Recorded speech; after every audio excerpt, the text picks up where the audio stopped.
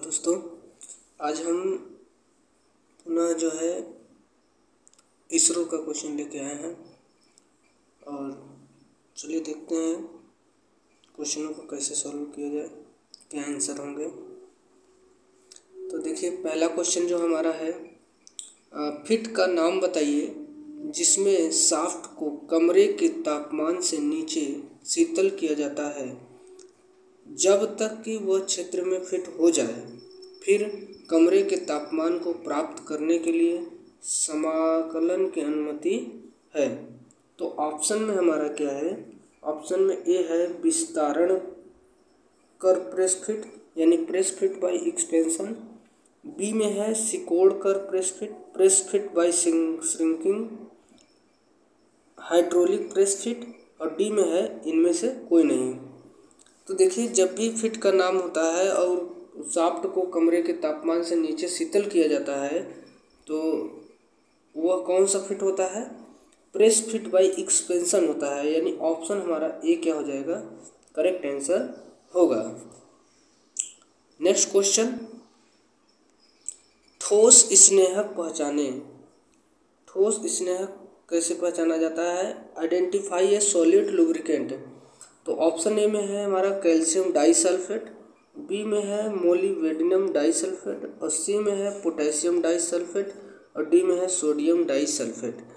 तो देखिए जब हमारा सॉलिड जो है लुब्रिकेंट आइडेंटिफाई किया जाता है तो वह हमारा क्या होता है, मोलिब्डेनम डाइसल्फेट के रूप में जाना जाता है, यानी ऑप्शन बी हमारा क्या होगा, करेक्ट आंसर हो जाएगा। नेक्स्ट क्वेश्चन, कपड़े की घिसाई के लिए उपयुक्त किया जाता है, the file used for filing leather is. तो ऑप्शन ए में है एकल कट यानी सिंगल कट, बी में डबल कट, सी में रास्प कट, और डी में जो है कर्व कट। तो देखिए जब भी हम जो है लकड़ी का या किसी चमड़े की घिसाई करते हैं तो उसमें जो है हमारा कौन सा फाइल यूज होता है, रास्प कट फाइल यूज होता है, यानी ऑप्शन हमारा सी क्या होगा, करेक्ट आंसर हो जाएगा। इंजीनियर्स हथौड़ा उसके द्वारा वे निर्दिष्ट किया जाता है, यानी in the engineer hammers is specified by it's. तो कैसे करता है, आयतन यानी वॉल्यूम के द्वारा, लेंथ ऑफ हैंडल के द्वारा, वेट के द्वारा, सी ऑप्शन डी जो है मटेरियल के हिसाब से। तो किसके हिसाब से करता है वो, ऑप्शन हमारा क्या हो जाएगा, सी हो जाएगा, यानी वेट के अनुसार जो है हमारा हैमर को जो है विनिर्दिष्ट किया जाता है भार के द्वारा। नेक्स्ट क्वेश्चन कह रहा है कि भारतीय मानक आईएस प्रणाली के अनुसार एक ड्रिल बिट 9.5 HIS 5101 HS पर नामित है, इसमें संख्या 9.5 का क्या अर्थ है। ठीक है, तो ऑप्शन ए में है रैक कोण, बी में ड्रिल बिट लंबाई, सी में स्पिंडल व्यास, और डी में जो है ड्रिल व्यास। तो देखिए इसमें क्या होगा, जो हमारा 9.5 का अर्थ पूछ रहा है इसका, यह हमारा क्या होगा, ड्रिल का व्यास यानी डायमीटर ऑफ ड्रिल, ये ड्रिल का जो है डायमीटर होगा। ओके, यानी ऑप्शन हमारा डी क्या हो जाएगा, करेक्ट आंसर हो जाएगा। नेक्स्ट क्वेश्चन, यदि ड्रिल करने की पदार्थ का बल उच्च है तो ड्रिल की गति होनी चाहिए। ऑप्शन ए में है हाई, बी में लो, सी में बल पर गति निर्भर नहीं होगा, और डी में इनमें से कोई नहीं। तो देखिए जब ड्रिल की पदार्थ जब यानी कि कह रहा है कि हमारा जो स्ट्रेंथ ऑफ मटेरियल है ड्रिल का, अगर वो हाई है, स्पीड उसकी क्या है, ज़्यादा है, तो क्या होना चाहिए, हाई होना चाहिए, लो होना चाहिए, या speed will not depend on strength, क्या होनी चाहिए, होना चाहिए, अगर हाई है तो हमारा क्या होना चाहिए, लो होना चाहिए, यानी ऑप्शन हमारा बी क्या होगा, करेक्ट आंसर होगा। ठीक है, कह रहा है कि 1 माइक्रोन कितना सेंटीमीटर के बराबर होता है।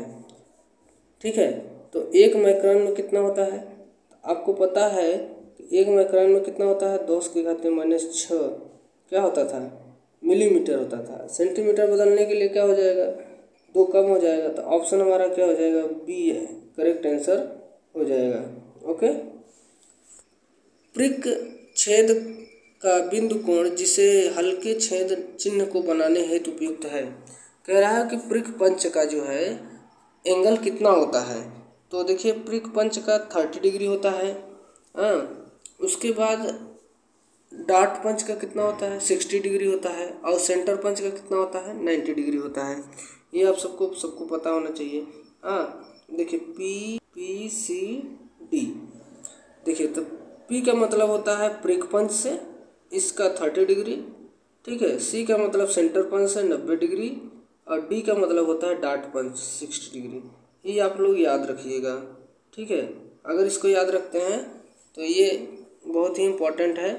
आपको एग्जाम में यहाँ से क्वेश्चन ज़रूर मिलेगा। और देखिए इसरो में ये क्वेश्चन आया भी हुआ है कि पृक्ष पंच का कोण कितना होता है, तो 30 डिग्री होता है, ठीक है।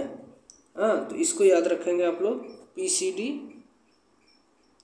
पृक्ष पंच का कोण कितना होता है, ऑप्शन जो है हमारा डी करेक्ट आंसर हो जाएगा, ठीक है। पृक्ष पंच का 30 डिग्री, डार्ट पंच का 60 डिग्री, सेंटर पंच का 90 डिग्री। नेक्स्ट क्वेश्चन कह रहा है मशीनी ढलवा लोहे मशीनिंग कास्ट आयरन के लिए उपयुक्त शीतलक है। What is the coolant used for machining cast iron. देखिए कास्ट आयरन के लिए जो है कूलेंट कौन सा यूज किया जाता है। तो कास्ट आयरन के लिए देखिए ऑप्शन कौन सा दिया है। ऑप्शन ए में है सोलेबल ऑयल, बी में केमिकल सोल्यूशन, सी में जो है मिनरल ऑयल और डी में जो है नो कूलेंट यानी शीतलक नहीं। तो कास्ट आयरन जो है जब हम मशीनिंग करते हैं तो उसमें सेल्फ जो है लुब्रिकेंट का काम करता है। सेल्फ लुब्रिकेंट का काम कौन करता है, और उसमें जो है क्या होता है ग्रेफाइट होता है, ठीक है पहले से। तो इसमें जो है हमारा ऑप्शन डी है वो हमारा क्या हो जाएगा करेक्ट आंसर हो जाएगा। यानी कोई लुब्रिकेंट की आवश्यकता नहीं होनी चाहिए, क्योंकि उसमें सेल्फ लुब्रिकेंट का गुण होता है पहले से।